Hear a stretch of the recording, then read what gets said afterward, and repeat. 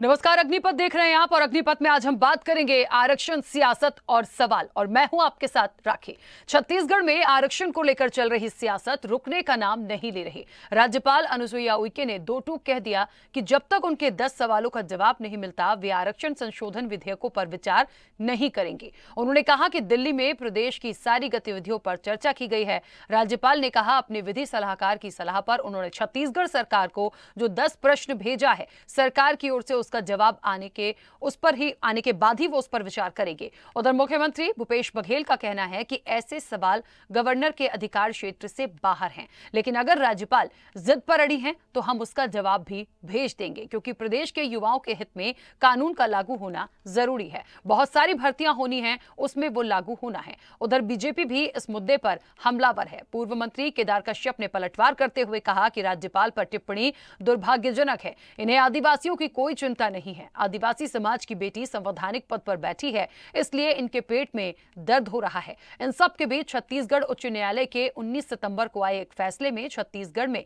आरक्षण देने के लिए बने कानून की संबंधित धाराओं को असंवैधानिक बताकर रद्द कर दिया गया है। इसी के साथ प्रदेश की नौकरियों और शैक्षणिक संस्थानों में प्रवेश के लिए आरक्षण खत्म हो चुका है। इस स्थिति से बचने के लिए सरकार ने 1-2 दिसंबर को विधानसभा का सत्र बुलाया। 2 दिसंबर को नए आरक्षण संशोधन विधेयक पारित कर राज्यपाल को हस्ताक्षर के लिए भेजा गया। इस विधेयक में अनुसूचित जाति के लिए 13%, अनुसूचित जनजाति के लिए 32%, अन्य पिछड़ा वर्ग के लिए 27% और सामान्य वर्ग के गरीबों के लिए 4% आरक्षण की व्यवस्था की गई है। अब ऐसे में आरक्षण पर चल रहा सियासी बवाल कब खत्म होगा, कब इस पर हस्ताक्षर होंगे और कब विशेष जाति समुदाय को इसका फायदा मिलेगा, ये बड़ा सवाल है। और सवालों के जवाब भी लेंगे, उससे पहले कुछ प्रतिक्रिया है वो आपको सुनाते हैं। उनके अधिकार क्षेत्र के बाहर है, यदि उसी पर अड़े हुए हैं तो हम जवाब भेज देंगे। भेजने में कितना देर लगता है, लेकिन वो उसके अधिकार क्षेत्र के बाहर है। जो चीज़ विधानसभा से हो चुका है पारित, उसमें विभाग थोड़ी जवाब देगा। लेकिन यदि अपने हठधर्मिता पे अड़ी हुई है और नियम से बाहर जाके भी काम करना चाहते हैं, हमें कोई तकलीफ नहीं है। हम प्रदेश के हित में बच्चों के भविष्य को लेकर हम किसी प्रकार के अड़ंगा नहीं होने देंगे। वो चाहती हैं कि वो उनकी जिद पूरी हो, हम भिजवा देंगे। वन पट्टा देने का कानून, सही सूचना का अधिकार का कानून, वो भारत सरकार पास करती है, वो राष्ट्रपति के पास जाता है। जो हर राजनीति में राज्यपाल सक्षम है। राज्यपाल अगर कर नहीं सकता तो राज्य सरकार को अपस कर सकती है, और राज्य सरकार फिर विचार करती है, कैबिनेट लाएगी, अध्यादेश लाएगी। उसके बाद राज्य सरकार को अधिकार है, मुख्यमंत्री को, विधायक को, समाज वाले को, राज्यपाल को जाने का अधिकार है। प्रधानमंत्री हमारे देश का, हम लोग जा सकते थे, जाने का मन बना सीखा है। राज्यपाल गृह मंत्री के पास देश का गृह मंत्री है, देश का उपराष्ट्रपति है। वो सरकार सुनी हुई सरकार जाती है। राज्यपाल संविधान पद में बैठी, वो नहीं जा सकती। कांग्रेस पार्टी की ये मानसिकता रही है कि कैसे वो आदिवासियों का अपमान कर सके, जातिगत टिप्पणी कर सके, उनके लोग टिप्पणी कर सकें। ऐसी लगातार जो स्थिति है यहाँ पर छत्तीसगढ़ में वो देखने को प्राप्त हुआ है। कभी इन्होंने किसी समाज को भौंकने वाला बताया, किसी को जूता साफ करने वाला बताया, किसी को अपनी औकात में रहने वाला बताया। इस तरीके से बहुत ही गंदे तरीके से व्यवहार करने वाली ये पार्टी आज हमारे प्रदेश के राज्यपाल महोदय का भी उन्होंने जिस तरीके से अपमान किया है, और कहीं ना कहीं से वो उनकी मानसिकता रही है, उनकी सोच रही है कि वो किसी न किसी रूप में आदिवासियों को अपमानित कर सके।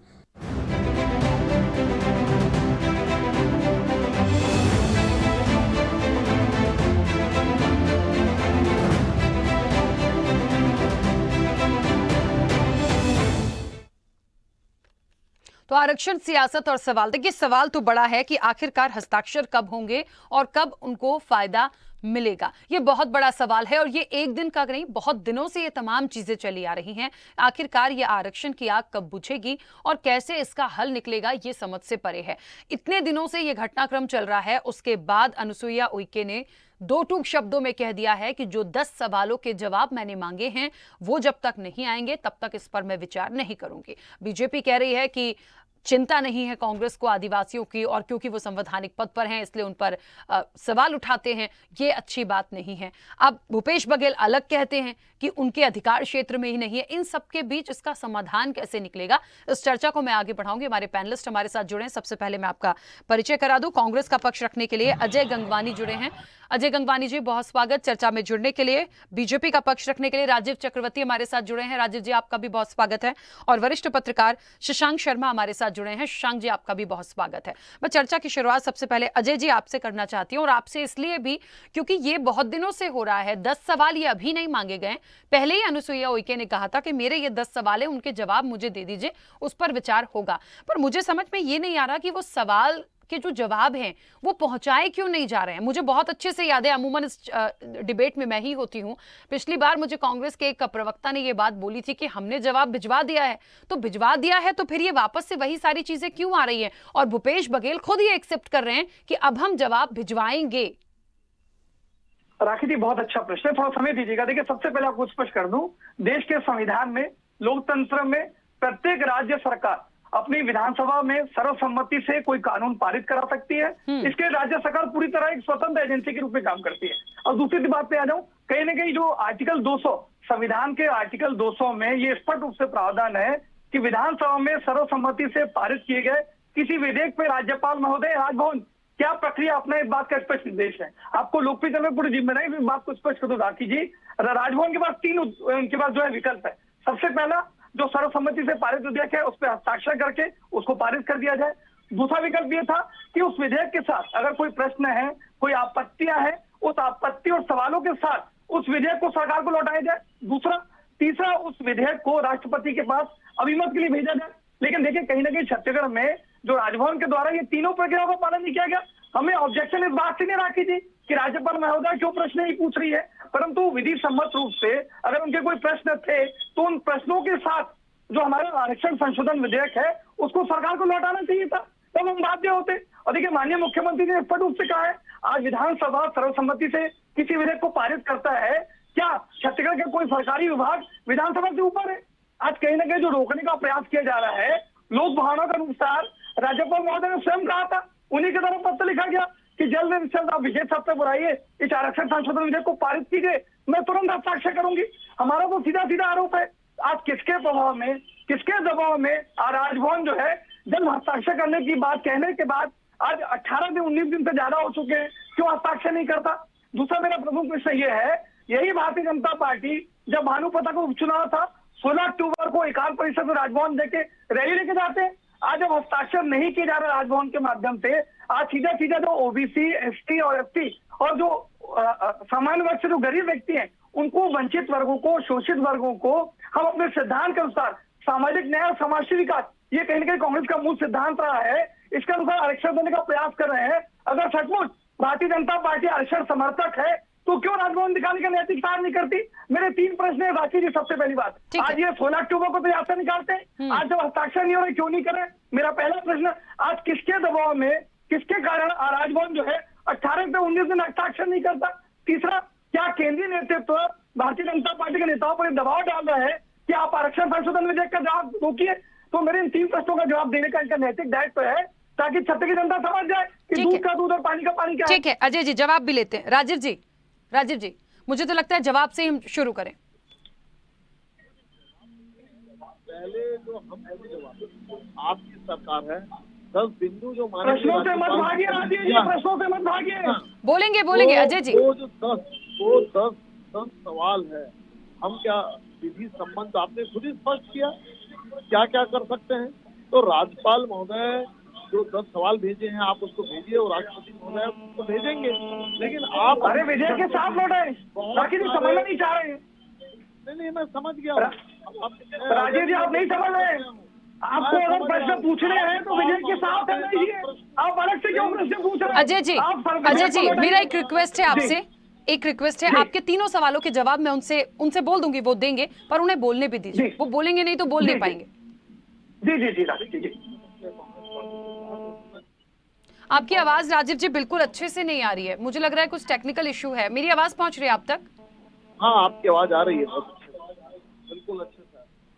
बोलिए आप। देखिए देखिए राज्यपाल महोदय के पास जो उन्होंने 10 सवाल जो उन्होंने प्रश्न किया है, वो 10 सवाल का आप जवाब दे दीजिए, वो राष्ट्रपति महोदय के पास भेज देंगे, आरक्षण लागू हो जाएगा।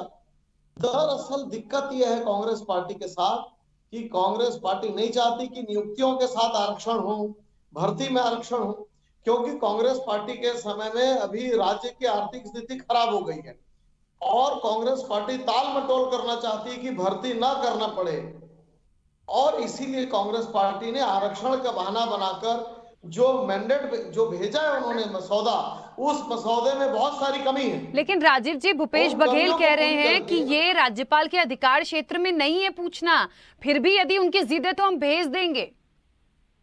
राखी जी, भेजे ना। आर्टिकल 200 नहीं, में बात का वो स्पष्ट भेजिए। उल्लेख है। नहीं, अजय जी, एक मिनट मैं पूछ रही हूँ। अजय जी, मैं पूछ रही हूँ। आर्टिकल 28 का है, सारी बातें क्लियर है, लेकिन जो प्रश्न, जो विसंगतियां हैं, उन विसंगतियों को कौन देखिए। ये इधर आरक्षण देंगे, इधर इनके सिपा सलार लोग आरक्षण को लेकर याचिका दायर करेंगे, इधर देना है, इधर से बंद कर देना है। ये खेल चल रहा है पिछले 4 वर्षों से। कांग्रेस के लीडर ही आरक्षण के लिए कोर्ट में जाते हैं और कोर्ट में फिर यथास्थिति हो जाती है। और आपको देखिए, ये इतना फुल प्रूफ हो कि आगे कोई कोर्ट इसे चैलेंज न करे, अगर कोर्ट में चैलेंज हो तो अस्वीकार हो जाए, तो हमारे राज्यपाल महोदय ये चाहती हैं। आप ऐसा थोड़ी कि आप आरक्षण दे रहे हैं, चुनाव का समय है, फिर आप ही के लोग इसे चैलेंज करेंगे। तो आरक्षण का जो मसौदा है वो फुल प्रूफ हो, उसमें विसंगति ना हो, उसपे कोई याचिका दायर ना हो, ये सारी बातों का ध्यान रखना पड़ेगा। और राज्यपाल महोदय ये चाहती है कि ऐसा फुल प्रूफ ड्राफ्ट तैयार हो जिसको लेके कोई विवाद ना हो। ठीक है, चलिए 1 मिनट वापस आ रही हूँ। शशांक जी, क्या इस मुद्दे का, इस आरक्षण का कोई हल निकलेगा? मुझे तो ऐसे नहीं निकलते दिख रहा है।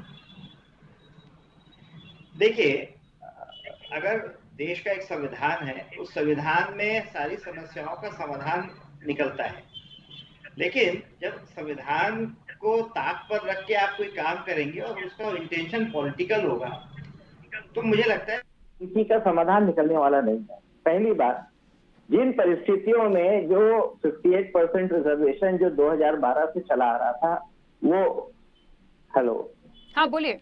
हाँ, आपने 2012 से जो रिजर्वेशन चला आ रहा था, उसको अगर हाई कोर्ट ने जिन आधार पर खारिज किया है, मेरे पास वो 108 पृष्ठ का पूरा हाई कोर्ट का वो आदेश है, उसमें जिन जिन बिंदुओं पर आपत्तियां उठाई गई हैं, उन आपत्तियों को क्या एक्ट बनाते समय, विधेयक बनाते समय उन चीजों का ध्यान रखा गया है या नहीं। क्योंकि इंदिरा साहनी केस में बहुत स्पष्ट तौर पर सर्वोच्च न्यायालय ने कह दिया है, किसी भी स्थिति में 50% से ज्यादा आरक्षण नहीं होता।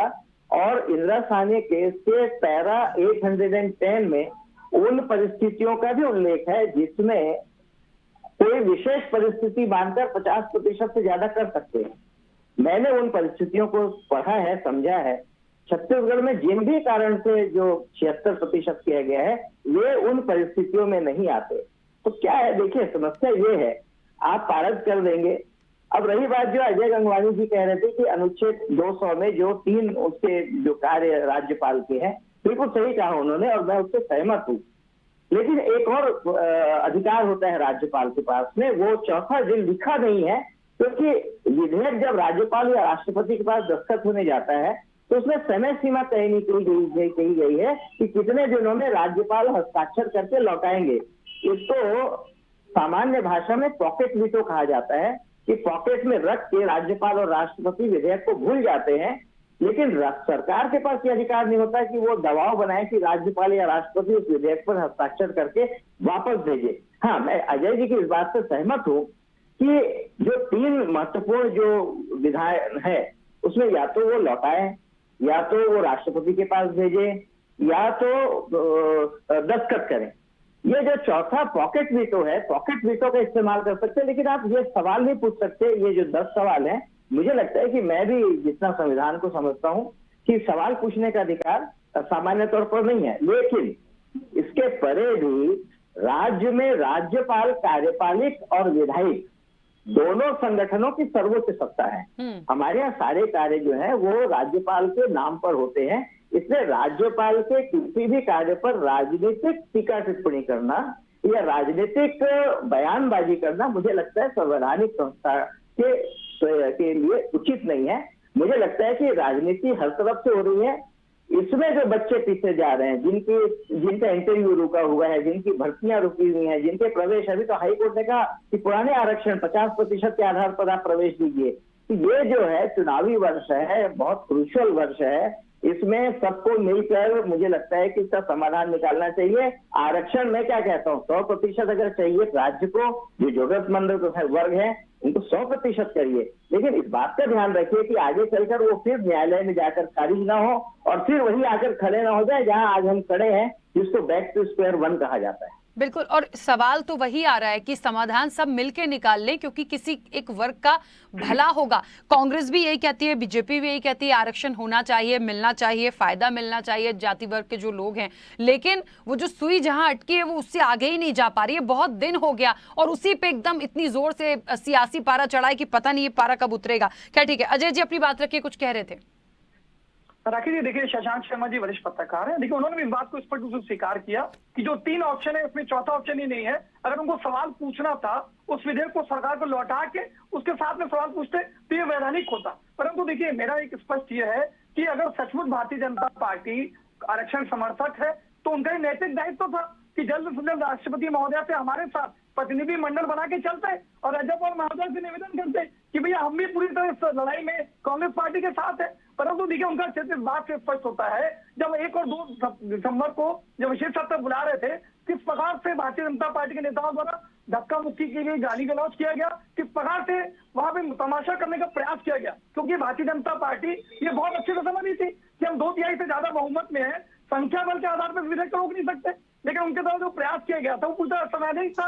दूसरी बात, देखिए ये पॉकेट वीटो की बात करें शशांक शर्मा जी, पॉकेट वीटो कब यूज किया जाता है? जब वो आपको लगे, अगर राज्यपाल महोदय भी लगता कि हम जो विधेयक ला रहे हैं वो जनहित में नहीं है, अगर उसको फायदा जनता को नहीं पहुंच रहा है तो आप विधेयक को रोकिए। लेकिन देखिए राज्यपाल महोदय का पहले की जो स्टेटमेंट है जो लगातार मीडिया में आते रहे, उन्होंने खुद इस बात का समर्थन किया। और सबसे बड़ी बात तो ये है, आज वे स्वयं आदिवासी महिला है, आज सीधा आरक्षण संशोधन विधेयक रुक रहा है तो आदिवासी वर्ग को, जो शोषित वर्ग है, जो वंचित वर्ग है, वो अधिकारों से वंचित हो रहे हैं। आज युवा जो पीढ़ी है, आज उनको नौकरी नहीं मिल पा रही, जो उसके नाम से प्रक्रिया रुकी हुई है। तो कहीं ना कहीं हमारी संवैधानिक प्रमुख राज्यपाल महोदय हमसे ज्यादा संवैधानिक दायित्व है। आज उनको अपनी नैतिक जिम्मेदारी निभाते हुए अपनी मंशा के अनुरूप, पहले जब वो कहते हैं कि मैं तुरंत हस्ताक्षर करूंगी, और दूसरी बात आज ये राजीव चक्रवर्ती जी भी कह रहे हैं, शशांक शर्मा जी भी कह रहे हैं, आज आरक्षण संशोधन विधेयक को हमने विधिवेत्ताओं से, संविधान विशेषज्ञों के साथ पूरी चर्चा के बाद सही ढंग से प्रारूप से बनाया गया है। और देखिए इंदिरा साहनी मामले का जिक्र करते हैं शशांक शर्मा जी,